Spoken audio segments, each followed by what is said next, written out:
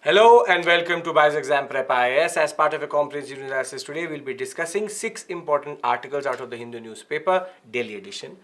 Now, good morning to all of you. When you look at the topics, there are 2 specific topics which you will only find in the Delhi edition. And specifically this one, the Osmosis one, and the second topic, which is genomic sequencing. So first we'll discuss the concept of master plans and how they have stopped urban governance. Then we'll talk about genomic sequences for children itself. Thereafter, IMF and cryptocurrency, something we discussed on Friday also. Then we'll move to 3 very simple but straightforward topics: a highway between India, Myanmar and Thailand, something related to India and China infrastructure along the Ladakh sector, and osmosis as a concept for your prelims itself, which was given in the paper. And as I said, the page 2, as you see, is very specific to Delhi edition. A lot of you ask me in the comment section that I am not able to find something. Text and context and the second page, this is the last page which is added to the paper itself. This is very specific to the Delhi edition. You will not find it in other editions, be it Bangalore, be it Chennai. So make sure that you only look at it through Delhi, or you are here, so I'm introducing this concept to you in that sense. With this, let's move to the first topic, which is master plans and the concept of getting enslaved by it, because the context is very interesting. So recently there was Urban 20, G20 members had a conference on urbanization, and Amitabh Kant actually argued that we need to make sure that our master plans are perfectly placed for urban governance and urbanization. Now, what this article actually talks about is it argues against the concept of master plans. So again, try to understand. I'm going to give you the basic understanding first, then we'll go into the nitty-gritty as always.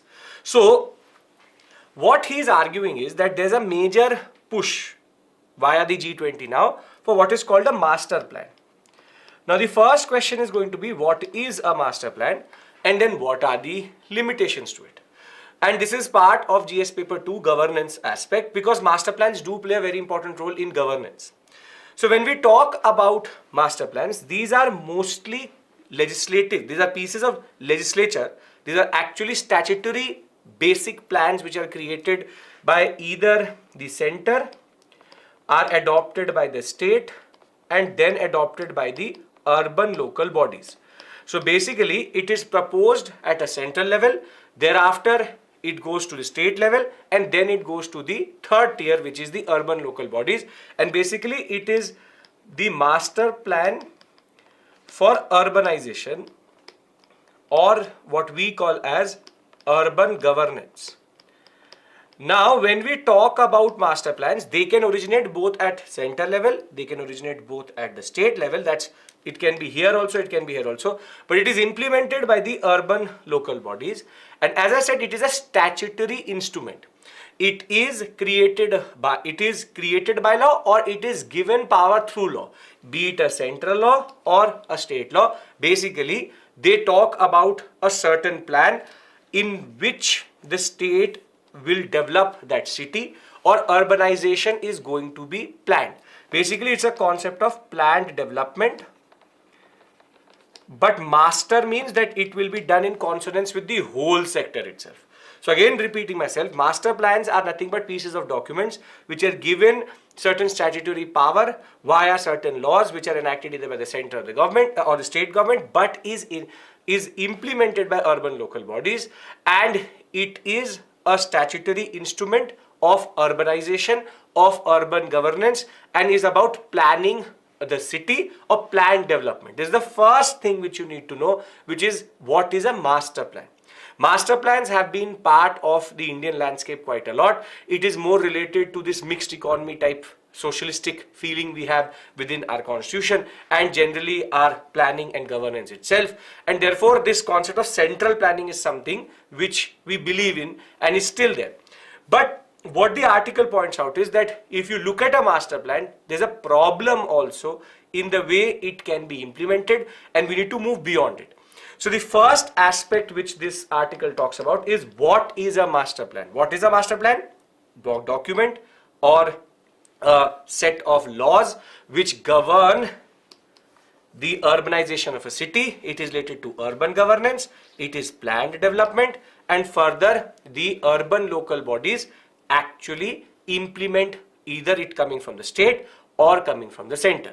So master plans are considered the bedrock of urbanization and urban development of any of the city or town which is there.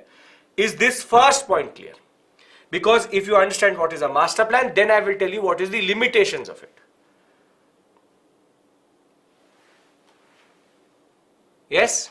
Perfect. Okay. So there is no issue with regards to a master plan. Simple. Document, statutory instrument is used to plan a city or a town. Great. Now, what the author talks about are the limitations of a master plan. And what he argues is that, very simply, master plans are not very, very good instruments of what we call as urbanization or planning, for a very simple reason, because their origin is dated to the 1950s, basically coming out of the USSR in that sense, and more than that, it is part of that Cold War politics type urbanization development plan itself. But more than that, it is archaic. It is an archaic concept because it cannot take into the needs which are there for today's development. For example, it can take into, for example, how urbanization is going to happen.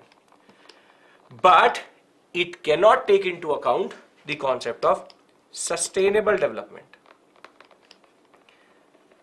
How will it happen? In an environmentally friendly way. Green development. In the same way, if urbanization has to happen, should the planning of certain things be done around it, or it should be part of the master plan? Because what paradox he points out is that though master plans are created in this grand scheme itself, when it comes to sanitation, when it comes to management of waste, or when we talk about, very simply, even water bodies getting managed, all of these are not based on master plans. They are rather based on short-term bylaws, which are laws which are attached to the master plan itself, or short-term schemes. So very simply, our master plan is this long-term vision. But if it is a long-term vision, then the problem is that how does then the long-term vision get integrated into the short-term one? Wherein, very simply, you have this grand scheme of urbanization, but then you don't take into account sustainable development.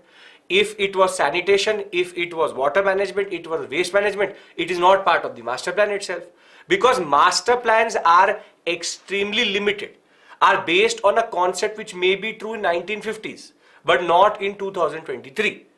And herein comes a second point which he adds, and that is the more interesting aspect, that master plan at the end of the day is a spatial plan. Spatial means that it is a space, or how the land use is going to be there of the city. Very simply, what is a master plan? What is a master plan? Master plan, very simply, says that this is the map of the city. This is the map of the city. We will have a sewage plant here. We will have residential houses here. We will have industrial space here. We will have a town center here. Thereafter, the roads will be going like this. We will have a certain school here, a hospital here, and we will have public land here. We will have a lake here. This is what is a master plan. Very simply, master plan is spatial distribution. That what is the city going to look like, and how, and for example, there were slums here. They will say that we will redevelop this into a proper, what we call as pakka house system. We will also make sure that the highway is very well connected. We will make sure that there are community centers here, there's a market here. Very simply, it is a master plan created by the state or the center as a form of urbanization. It is a spatial plan, wherein how are we going to use the space, or how are we going to use the land in that city. Now tell me one thing straightforward. by just planning a city on paper according to land use, will sanitation, electricity, water services, sustainable development, green development, basic necessities automatically solve itself? Yes or no? It's a question to you. Just by making a very big master plan with 2-3 documents which say that this is the way we are going to use it? No. That is the basic point. As you say, it cannot be that case because this is the biggest issue. Just land use cannot automatically translate into urban governance. So now I hope you are able to understand that why is this an archaic concept. Previously it was about developing cities. Now cities are rather linked to a lot of services which need to be planned together. So land use cannot be the last concept in which everything will automatically sort out itself. No. Land use has to get connected to rather the concept of waste management, sewage, sanitation. The ironic aspect here is that master plans only connect or only have, for example, the concept of a city map, land use, but all other smaller aspects are actually schemes. For example, we will have a scheme for sanitation, we will have a scheme for waste management, which means that the long-term vision has a short-term plan itself. Then why would we want to get associated with master plans? Because if master plans only give us spatial usage, then why do we need to get into this hassle itself? Don't bring in the concept of smart cities. Smart city concept is totally different. That is a proper integrated development concept. Here I am talking about a statutory instrument called master plans, which are always push, and you will see. For example, if you ever go to buy a property, for example, the dealer will show, or the property dealer will show you a master plan of the society, that here are going to be the buildings, here is going to be the open space, here is going to be the garden, this and that. You would have seen it for sure. They always release these master plans.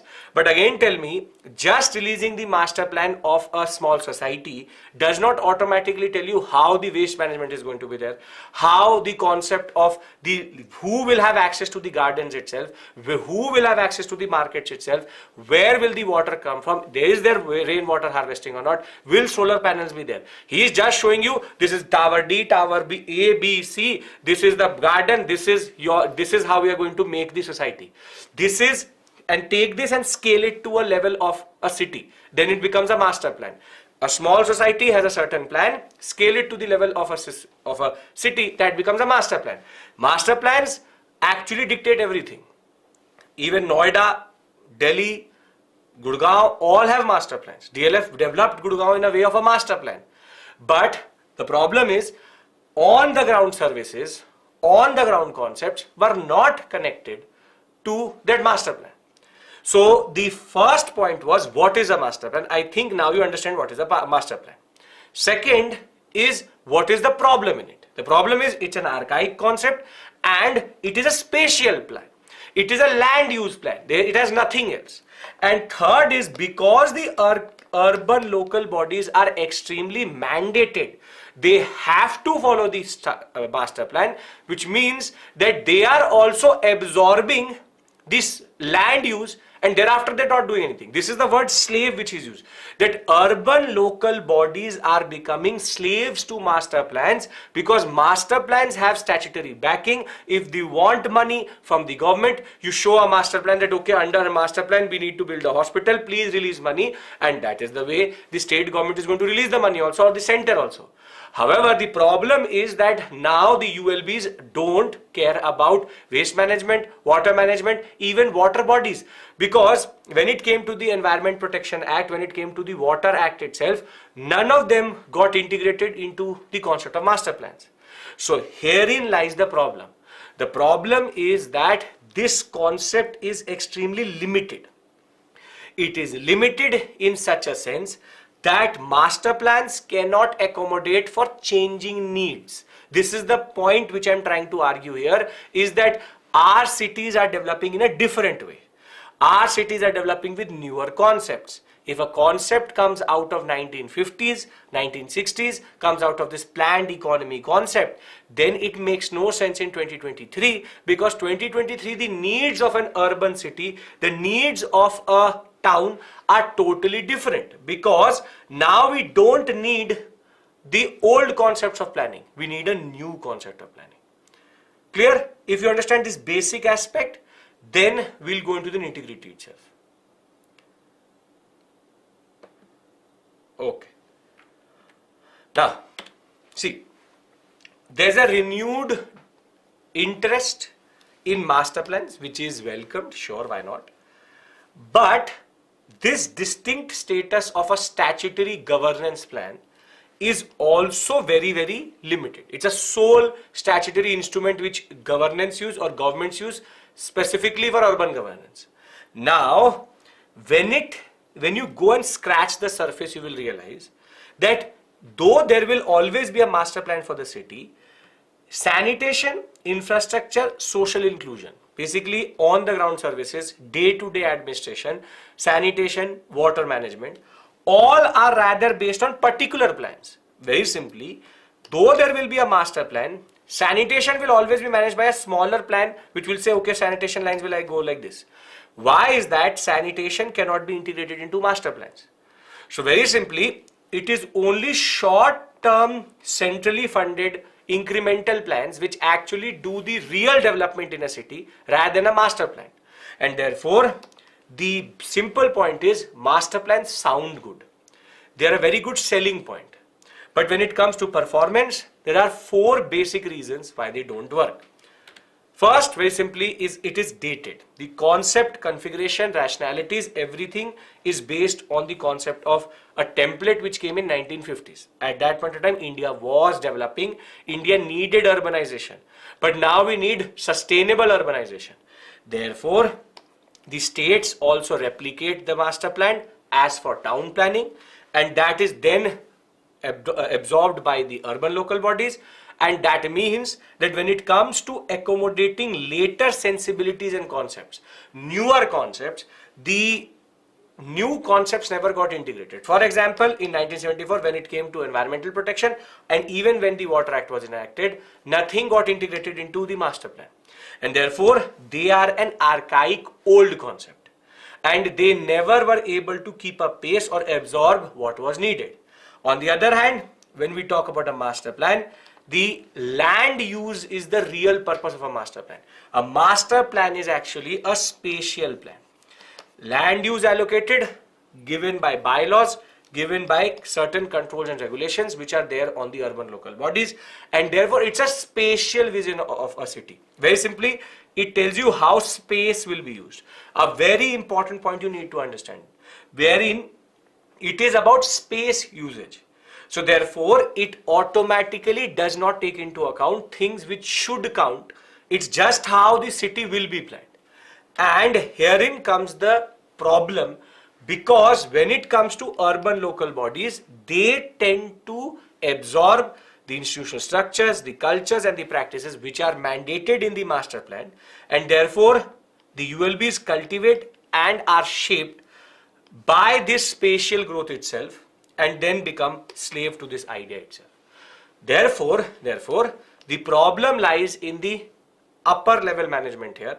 The governance which is, or the governmental plan which comes from the top, is absorbed by the urban local bodies, and because that in itself is not embodying what we call as later sensibilities or newer sensibilities of environmental consciousness, the concept of waste management, water management, all of this is going out of the picture. And in that sense, this statutory spatial nature of the master plan poses a lot of constraints when it comes to program-based plans. So if you want to integrate something, that is the issue.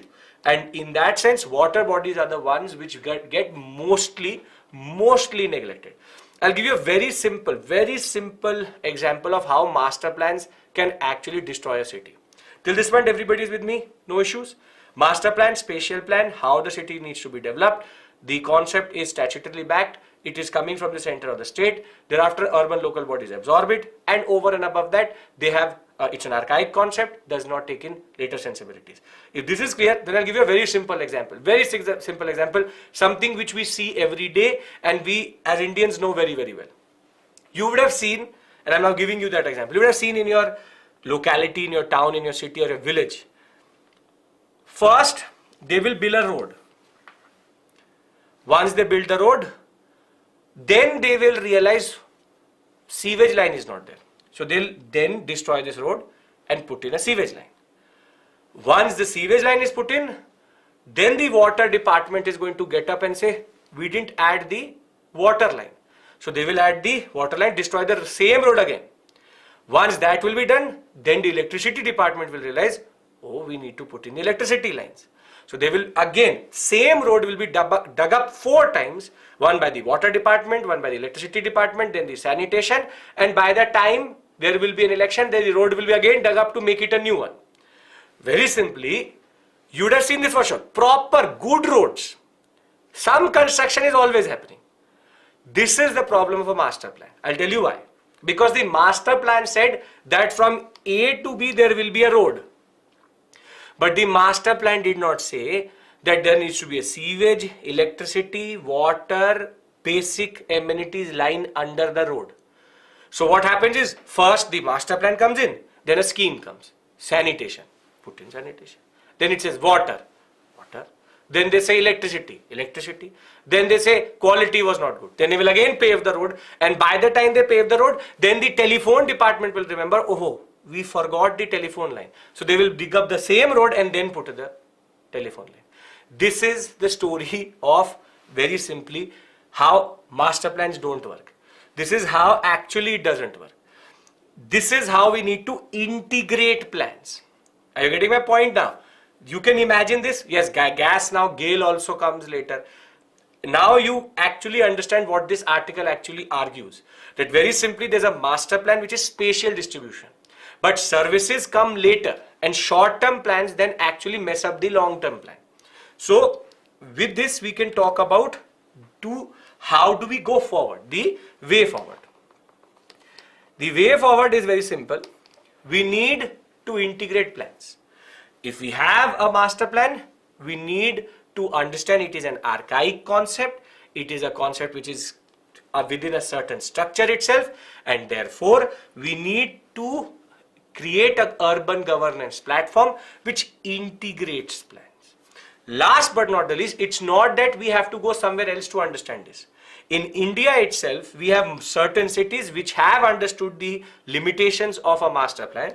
They have come up with innovative bylaws and a lot of experimentation has happened. And this means that we need to integrate that experimentation into our urban governance. Now, before we go to the second topic, let me give you a basic understanding. Something very close to us, because when it rains in Mumbai, when it rains in most of the cities, we see that how the sewage lines actually don't work. Everything is just on the ground.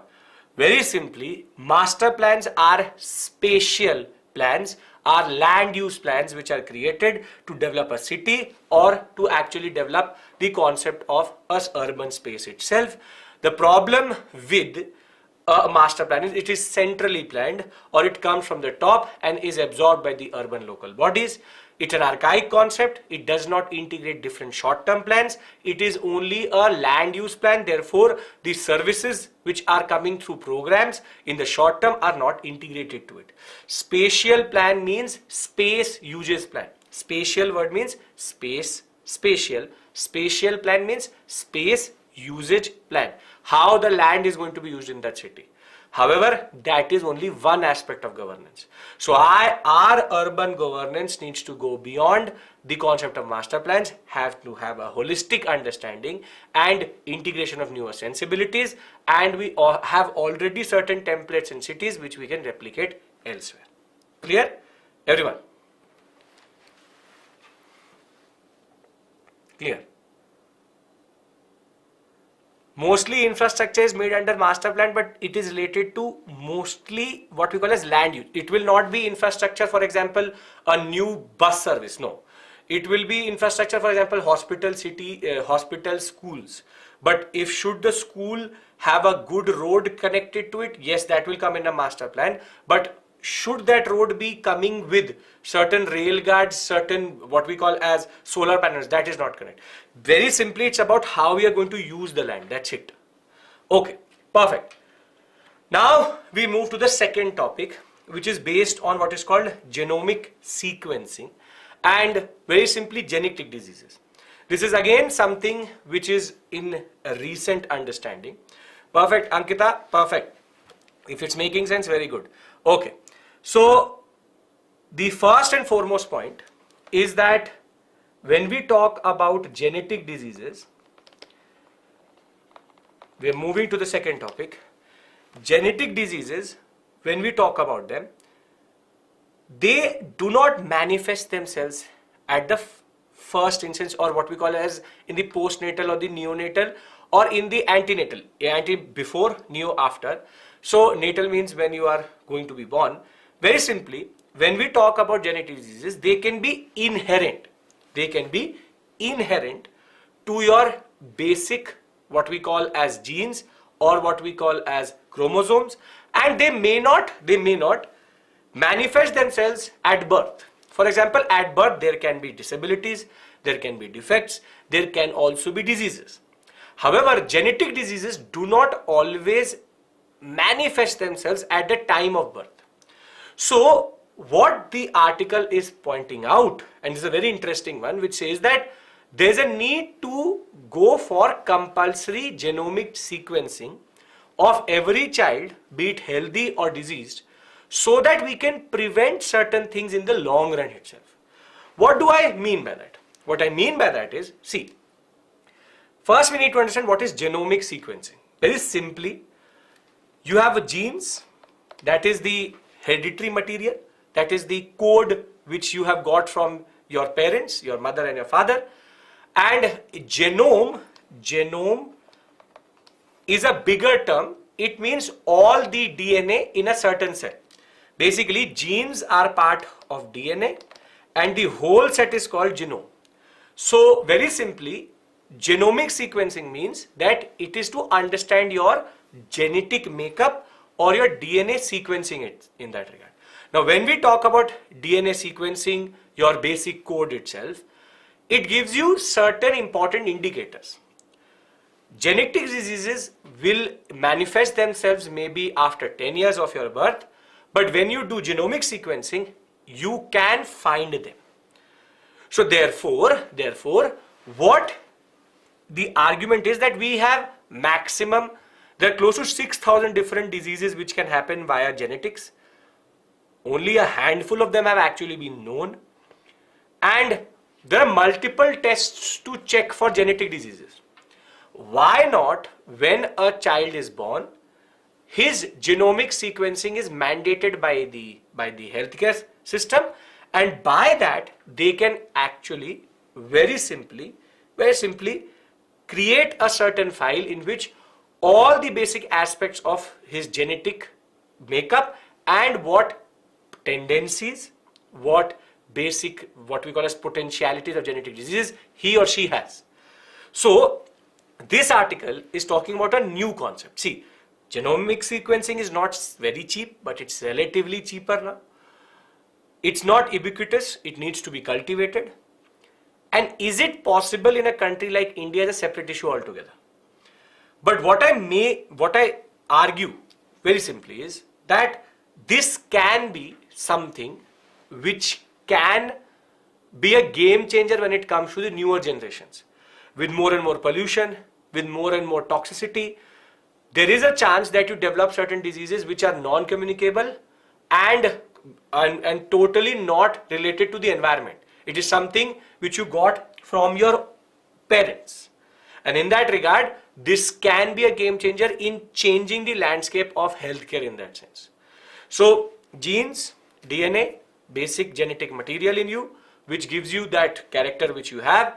This is the basic genetic coding which is there. Genomic sequencing is understanding the sequence of the DNA or the genetic makeup, and therefore understanding the different aspects of your genetics. And in that sense, there are certain tests. One test is there which can tell you every different potentiality which you have over a period of time via certain tests which are performed on the same basic chromosome itself. So therefore, genomic sequencing can be the game changer when it comes to postnatal, or even when we talk about the teenage and old age. If you have your genomic sequencing, maybe it will help in giving you better diagnosis and better treatment in that sense, because you may be responding to something better because of your genetic makeup, you may not respond to it. And that is why you would have seen certain people, a same person will eat paracetamol and another person will eat paracetamol, but somebody is going to respond very well, very quickly. Somebody is not going to respond quickly. That is basically how your body responds to certain medications. So if I know through my genomic sequencing that I have a certain type of what we call as tolerance to paracetamol, then the doctor is going to give me something else. This is the beauty of genomic sequencing, that they can understand that, okay, if I have a certain type of allergy which comes from the genetics itself, maybe I am allergic to the most common antibiotic which is there, erythromycin. Therefore, it could be a life-threatening situation because I may ingest it, it's a common antibiotic, but I have a genetic condition in which I don't have this concept of absorption. And there's a recent news you would have seen for sure recently. A lot of you are asking me what is genetic diseases. There's a recent news in which a child drank a protein shake and he died. And there's a lot of fuss about protein shakes leading to death, this and that. And that basically protein shake story comes out of the UK. That is actually a very good example of genetic concept. See, when protein is digested by your body, there's a certain byproduct which is released. That byproduct needs to be taken out of the body quickly through the excretory system. But that child actually had a genetic disease in which his body cannot manage high levels of protein. And what he did was, he just drank the protein shake, too much protein was not able to come out of the body, and therefore it led to the death of that child. This is called a genetic disease related to proteins. This will never come in any test.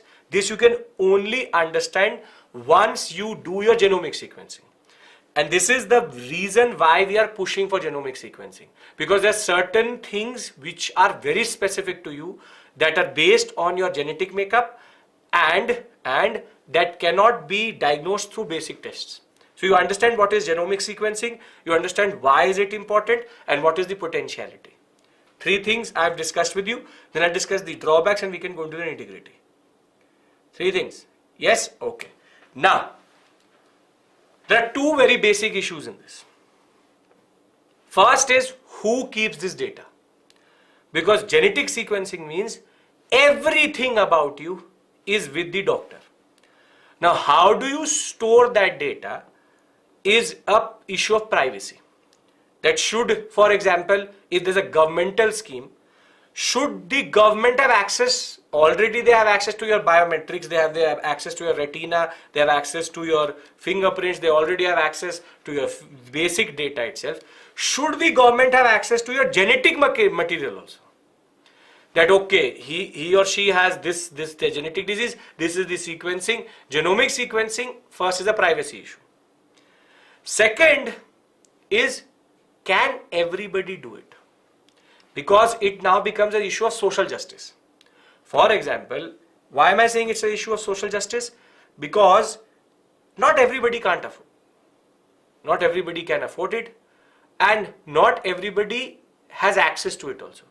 And in a country in which institutionalized deliveries are also not 100%, how do you do something like this at a mass scale in a country like India? So, does this become something which the privileged do? Does this become something which only the well-off do? Or it is something which needs to be pushed to everybody? Now, there's a cost for that, and who will bear the cost? So, this is a game changer, has the potentiality to change our existence itself. But social justice and privacy are 2 things. Who holds the data? And second, how can we make it affordable? And how can we actually think of its accessibility to everybody? Does an Anganwadi worker have an access to getting the genetic material, getting it sequenced? Separate issue altogether. These are the 2 things which you need to understand here. there is a drawback to this which we need to change over a period of time. So let's talk about the very simple concept through the article now. We'll go into the nitty-gritty now. So it gives you a scenario. The scenario is that you are in the ICU, you have a certain complication, and very simply the complication is such which is not common. Could there be something which could help from the database give an answer to the issue which you are having? And herein comes genetic diseases and genomic sequencing. See, out of close to 6,000 different genetic diseases, 3,500 are known. 3,500 are known. Meaning that most of them are still not known to us because we have not found them. Because genetic diseases are rare in the sense 1 in million, 1 in 2 million, 1 in 5 million. It is so uncommon that it will always not be there. So therefore, the database is not there in that regard. Now, very small have been documented, very small have been what we call as researched. In that sense, a significant number of diseases in the population are also treatable, though they are not preventable because they are genetic, and they are maybe not prevalent, but they are treatable. But we are not able to treat them because of the aspect related to the fact that it is something which they are not able to identify only. So when they are not able to identify, how do they treat? So nevertheless, they may be prevalent, may not be prevalent, they are treatable, but because we don't have the database, we don't understand them. So very simply, they may be prevalent or may not be prevalent. Certain genetic diseases are very prevalent. Certain, just for a best example, is called lactose intolerance. You would have heard of this new word called lactose intolerance. Lactose intolerance is the concept of how you actually cannot digest milk or milk products. And lactose intolerance is actually a genetic disease. In India, most of our children or our parents don't have any idea that their children, do they have lactose intolerance or not. And lactose intolerant actually can lead to gastric issues. This is something which is not because you have ate something, no, it's a genetic condition. And therefore, understanding that, and that is why the prevalent aspect. Lactose intolerance is a very prevalent issue in most of East Asia, most of Europe, where they are now moving to alternative milk in that regard. But the simple point of the matter is, lactose intolerance is the best prevalent example of a genetic disease. Alzheimer would be a little bit rare type of genetic disease itself. So therefore, very simply, you have 6,000 genetic diseases which we know. 3,500 have been understood, but we don't have the understanding at the lowest level in that regard. So most of the genetic diseases are not even identified in that sense. So lactose intolerance is not specific to milk, it's about lactose. Lactose, the material which is there in milk. So it's not specific to milk, it's milk products or anything which has lactose, you're intolerant to it. That was a simple example of that. Now, what is the solution to this? Screening of newborns. Screening of newborns, which is in vogue right now in different parts of the world, specifically in very what we call as wealthy countries in that regard, developed countries. But that would allow for early diagnosis and effective treatment. And therefore, it could save an infant from death and disability over a long period of time. And in that sense, in the US healthcare sector, around 30 diseases are treatable and can be traced in the blood itself, and therefore there is only one test through which all of these genetic diseases can actually be found. That is one of the good things, because if you have to find a genetic disease, you would have to take 30 different samples, but in genomic sequencing, one test you will do, everything will come.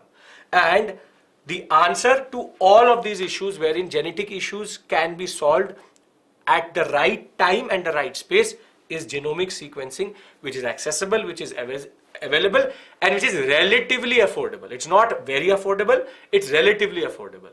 And it offers better coverage, it does not need multiple tests, rarity of many genetic diseases can be found, the narrow window of opportunity wherein when there is an intervention later in healthcare sector, there can be a better understanding of that, and therefore there will be a need of this very soon in our healthcare sector in India also. Now, you have to screen sick babies also, but also healthy babies. Everybody needs to be scanned, because then only the data set will become this big that we can understand how or what disease is prevalent in what sense. So very simply, we can make sure that most of the young population can prevent major disabilities or even death by genomic sequencing of their genetic material. And therefore, this is a very important potentiality which is there in our healthcare sector. However, as I said, two major challenges, and both are ethical. First is disclosing, managing all secondary findings and who holds this data. And second is that can we give it to everyone? It's about fairness, it is about justice.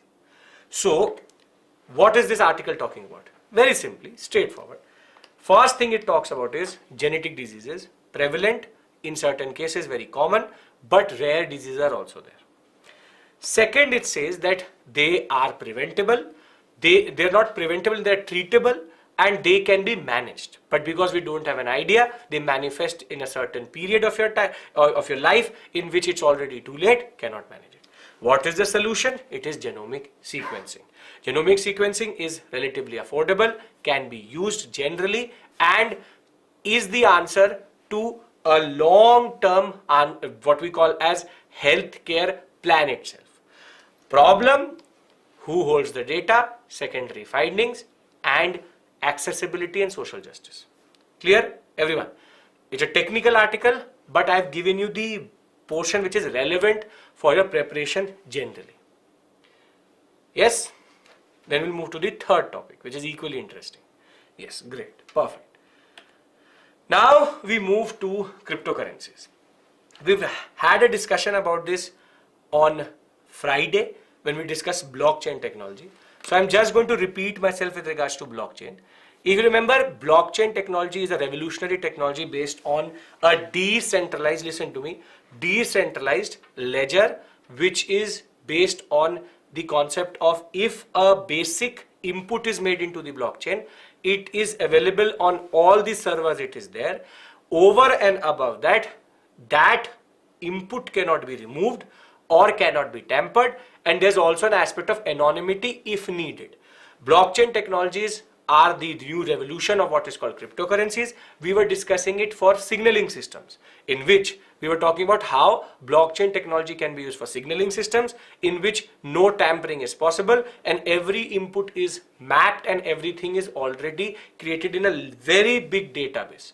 So very simply, blockchain technologies are decentralized ledgers which are based on the concept of inputs which cannot be tampered, which cannot be changed, and because it is decentralized, it is more democratic. It's not in a centralized server. For example, if you are using, for example, an app of any of the banks, it's a centralized server. The bank controls everything. The bank takes commission. The bank takes what we call as input cost. However, decentralized servers don't need that. The best example of a blockchain technology is cryptocurrency. Cryptocurrency best example is Bitcoin. Everybody knows about Bitcoin. In India also there were multiple, during the IPL there were multiple ads which were talking about Bitcoins, that we will give you this Bitcoin, that Bitcoin. You would have heard that I have everything, but do you have a Bitcoin? Bitcoin's cryptocurrency in India is very much regulated. RBI does not allow trading in that, but Bitcoin is actually quite popular in Latin American countries and in the Caribbean. I'm now moving away from the concept. You understand what is Bitcoin, you understand what is cryptocurrency, you understand what is blockchain. These three things you understand, right? Ethereum, whatever, Dogecoin, whatever you want to say, Dogecoin, whatever you want to call it. Yes, three things. Trading happens, banking systems can work, it can be applied anywhere. Blockchain is the technology. Best example of that is what we call as cryptocurrency. Best example of cryptocurrency, Bitcoin. Now, the concept of Bitcoin was a revolution for Latin American countries. Now, why is that? Certain parts of the world are extremely affinitive or they want to use crypto. See, Latin American countries and Caribbean nations have very fragile economies. To just give you an example, Argentina, Chile, Colombia, El Salvador, even Brazil to some regard, Venezuela also. These countries have a tendency to go for crypto because their economies are extremely volatile. When their economies are extremely volatile, that means that their currency value fluctuates quite a lot. And Venezuela is the best example where the whole currency got what we call devaluated. In the sense that $1 became 2 million of the Venezuelan dollar. Now very simply, because their currency is not stable, there's no stability in currency, they tend to like to deal in dollars, which is a hard cash or hard currency which can be used everywhere. However, then there are restrictions on the flow of how much dollar they can deal in. So rather what they found as a solution was that we can invest or we can convert our wealth into crypto.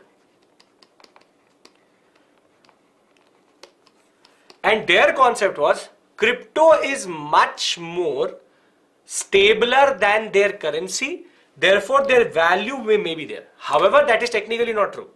Their economies are fluctuating, so their currencies are fluctuating, but Bitcoin also fluctuates. Cryptocurrencies are extremely volatile, but their volatility was less than what was happening to their currencies itself. Maybe the fluctuation was $60,000 to $30,000, but it was not that it became 1 million, 2 million, $3 million. So the fluctuation was still under control.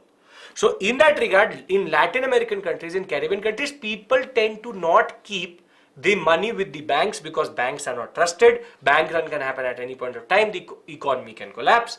And second, they tend to not trust their governments when it comes to currency. So therefore, they want to go for these what we call as cryptocurrencies, which are much more decentralized and are more stabler than their currency. Now, in that context, when they talk about that stableness of their currency, it tends to create a context in which now the IMF, for example, or the World Bank has to take a call. The IMF has to see that if a country is becoming more and more crypto, is it actually sustainable? And there has also been a certain movement within central banks to have what are called central banks issued cryptocurrencies. So in the world as of right now, there are two types of currencies which have started to exist. One is called cryptocurrency and the other one is called central banks issued cryptocurrencies, wherein central banks issuing their own cryptocurrencies actually is a better option than having cryptocurrencies, for example Bitcoin, because Bitcoin is basically an investment. People tend to put money for investment to get profit, but there's no concept of profit when it comes to central banks cryptocurrency or digital currency as it's called. They mostly call the word digital currency, CBDC, which is central bank digital currencies based on blockchains only. But the simple point of the matter is that is more a better viable option than actually having crypto, because cryptos are volatile, cryptos are not backed by anything, cryptos are private, and this is public. Now the simple question is going to be, why are we discussing this? We're discussing it for a very simple reason. The IMF initially had a very hard stance on crypto, and the example we take is El Salvador. El Salvador, as a country where the president is extremely infatuated by Bitcoin, he argued that the future is Bitcoin, is crypto. So they mostly moved their economy into crypto. They made crypto into a legal tender itself. However, at that point of time, IMF said that there could be sanctions, or we would not consider financing to El Salvador. We would not like El Salvador to become fully what we call as crypto. Over a period of time, they have lost more than what they've gained, because most of the president himself bought crypto at or Bitcoin at $60,000, and now Bitcoin is more or less stabilized at $30,000. So they've lost it, but still it's more stable than their own currency in that sense. But IMF initially said that we will not like to do it. We will not like to actually deal with cryptos. However, just recently, What IMF has said is that banning cryptos is not an answer in the long term, and we need to change our approach. Now, this has raised a lot of questions. That is, even the IMF and the World Bank considering changing their approach towards crypto, or are thinking of changing their understanding towards crypto itself. So cryptocurrency has been there for now quite a long time. India, we banned it, though RBI is moving towards its own digital currency itself, e-rupee. However, Latin America, it is much more ubiquitous. IMF had a hard stance. Now it's changing its basic, what we call as stance. There's a U-turn. When no, long-term banning is not good. This is concerning because this could mean that the world itself is changing its understanding. The problem with crypto is very simple. Because it is anonymous, unhackable, untraceable, terrorist financing, money laundering, and most of the illegal activities happens in bitcoins or in cryptocurrencies. And therefore, as a national security expert and as a person I am sitting who has concern for national security, cryptos are not the future, because cryptos tend to create space for illegal activities. So before I move into the nitty-gritties, 4 things I've discussed with you. First, very simply, blockchain technology, decentralized ledger. Second, the tendency of Latin American countries to be more towards what we call as cryptocurrency, very simply because they have, the cryptocurrency is much less volatile than their own currency. They don't trust their banks, they don't trust their governments. Third, we discussed El Salvador as a good example, which over a period of time has made it legal tender, and IMF taking a very hard stance on it. Fourth, now IMF has changed its stance, and now that's a matter of concern. And the 5th aspect which I discussed with you is the difference between private backed cryptocurrencies, investment purposes, much more volatile, based on profit, and central banks' digital currencies, which are more about creating a digital ledger or something which they can monitor, something which is centrally controlled, though it technically defeats the purpose of decentralized control in that sense. It's a centralized cryptocurrency in that sense, and therefore they are much safer options than what is happening in Nigeria, for example. They are much safer options than making private Bitcoin or private what we call as cryptocurrencies at legal tender in your country. Is this clear? When we'll read it through, it will make more sense. Yes? Perfect. So we are clear with regards to the basic understanding here. Yes, great. Now let's talk about these smaller details here. Simple thing, I think you understand it. Now, the IMF on 22nd June has issued a statement with regards to cryptocurrencies in Latin America and Caribbean markets, and it is saying that blockchain based central bank digital currencies are also the future, but we need to change our approach. Now, what is that statement which raises our eyebrows? The statement is, the Global Monetary Authority ended its statement noting that a ban on crypto may not be effective in the long run. The international organization is now changing its stance with regards to crypto, and therefore this is creating a lot of issues everywhere. Now, countries such as Argentina, Chile, Colombia have experienced devaluation because of their volatile economies against the US dollars. So they tend to want to invest in US dollars so that they can preserve their basic currency and even their basic value, but that has restrictions. So rather they move to what are called stable coins. Assets were moved to stable coins, which could actually be used in the long run more than US dollar. US dollar flow and inflow is controlled, but this is not controlled. So cryptocurrencies were therefore used as, or were considered more important than their own currencies, and they started to reflect the value in fiat currencies. So the US dollar, in the simple point is, because US dollar inflow is controlled, they rather wanted to go into crypto, because now for them the crypto was like their fiat currency, was there simply a asset which was more stable than their own currency in that regard. Brazil, Argentina, Colombia, Ecuador are among the most active users on what we call as crypto adoption index itself, and a lot of central banks in Latin America are also issuing their own digital currencies. Now the thing which really matters to you for the examination, and that is why we are doing this topic, is that what is the difference between cryptocurrency and what are called central bank digital currencies. Cryptocurrencies and central banks have both their different backers. While cryptocurrencies are based on private companies, the CBDC is rather based on country's central bank and is actually like a proper fiat currency issued by the state itself. While Bitcoin prices can vary from thousands, it's like a very simple profit-based concept, and the founders we don't know. On the other hand, for example, the e-Naira, which has been issued by the Central Bank of Nigeria, it has physical, what we call as backing, gold backing in that sense, and it is issued by the central bank, so we know the issuer also. Last but not the least, while investors would like to go into Bitcoin because that generates a lot of what we call as investment, these are not made for investment. It is as an alternative or adoption of blockchain into the economy. So one is a private profit oriented concept, the other one is adoption of blockchain into the economy as a proper centrally controlled concept.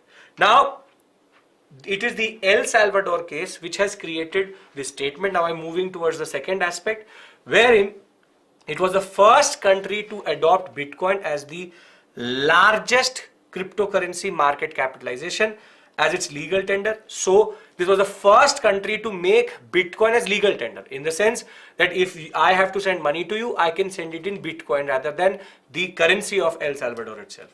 And there was a major move by the president, who is an ardent supporter of crypto, to actually digitize the economy in such a way that crypto becomes very common.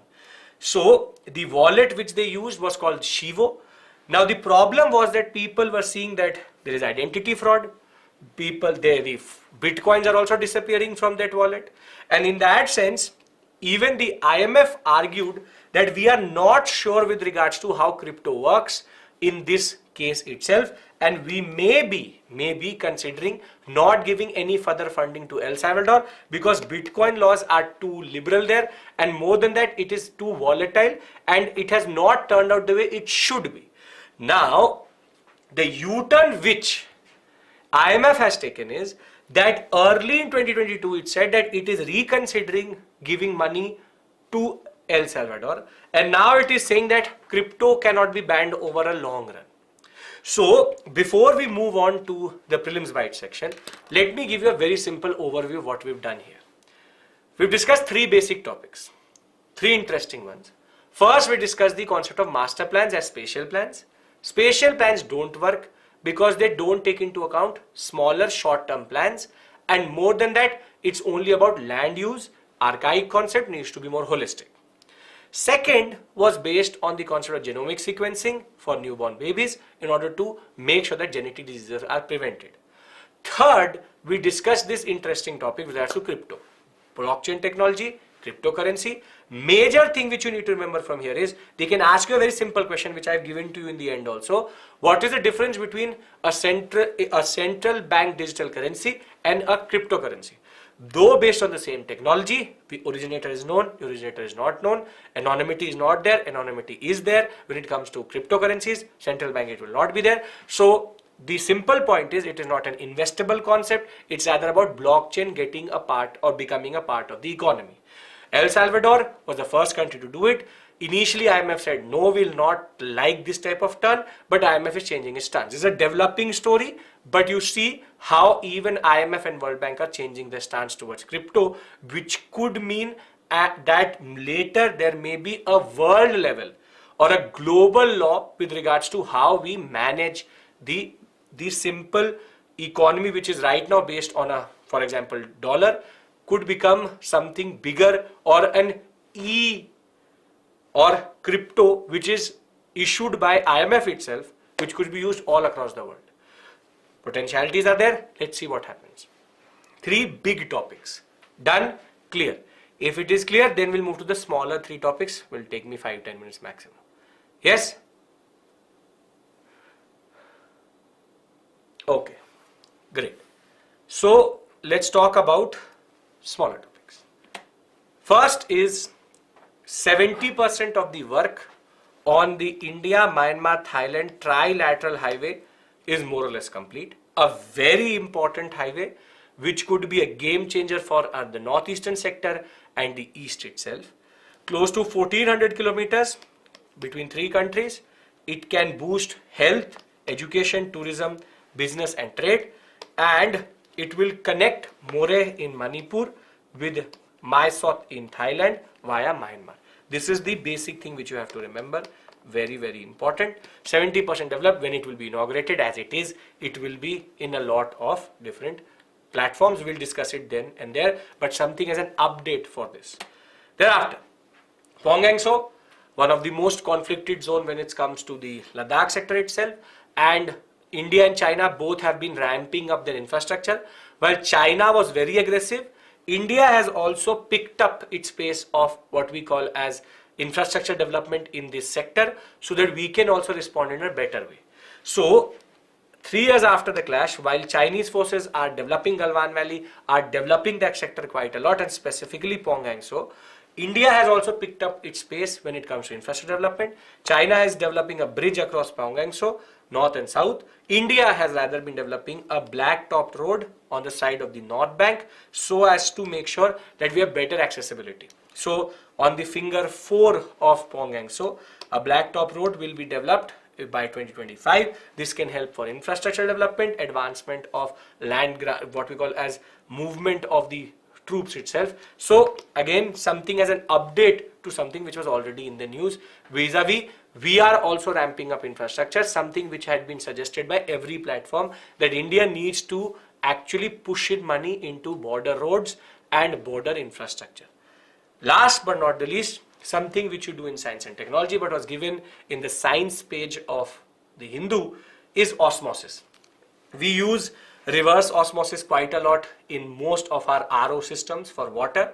But then what is osmosis? Very simply, osmosis is the movement of any fluid or any substance between a semi-permeable membrane. Semi-permeable means that it is not fully transparent or is fully permeable. Semi-permeable means it stops certain things. Therefore, it's a semi-permeable membrane. It's the movement of fluid or substances across a certain membrane based on the concept of high and low, in the sense that if there's high concentration of something on one side and low concentration of something on the other side, the high will move towards low. And this is a very important concept which is there for what we call as plant-based fluid dynamics. In the sense, roots of the plants actually work like this only. That when you add, there's a root, you add water to the soil, so there is high concentration of water on the other side. On the other side of the root, there's low concentration in the inside. So there's a movement of water, and therefore it goes up the water system of the plants. And this is a very important concept which is very important for sustainability of flora and fauna in India, in the world, and generally it's a very important concept. So ocean currents, particles, galaxies, everything is moving, but one type of movement is osmosis, which is fluid moves from a place of higher concentration to a lower concentration through semi-permeable membrane. Now, a very simple example of this is when if you've ever soaked what we call as kishmish or resin. If you add, for example, kishmish or resin into water, it will swell up. You will add a small one and it will swell up like this. Why? Because there was less concentration of water inside the what we call as resin or kishmish, and on the other hand there was more outside, so water moves in from high to low.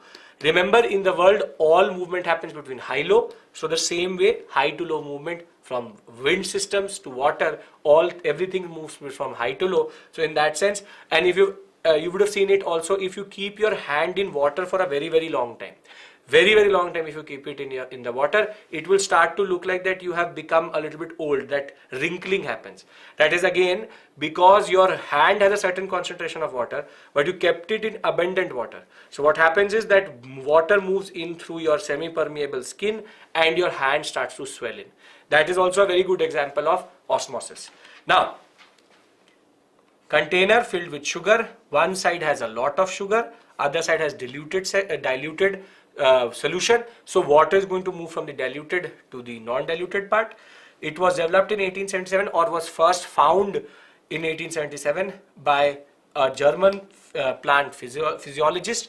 It is an incredible concept in biology because all liquids move from one organism to the other. It is very important for plant nutrients and plant waterway systems. Very good example is soaking resin in water or keeping your fingers in water for a very long time and your hand swelling up. So 3 very simple straightforward topics before we go to the very simple questions which I have given you. What have we done today? Master plan and its basic problems. Second, we've discussed the concept of genomic sequencing and the potentialities. Third, we've discussed the concept of cryptocurrency, central bank digital currencies, El Salvador, IMF changing its basic stance. Then we discussed Pangong infrastructure, the issue related to the concept of rather the trilateral highway, and last but not the least, osmosis.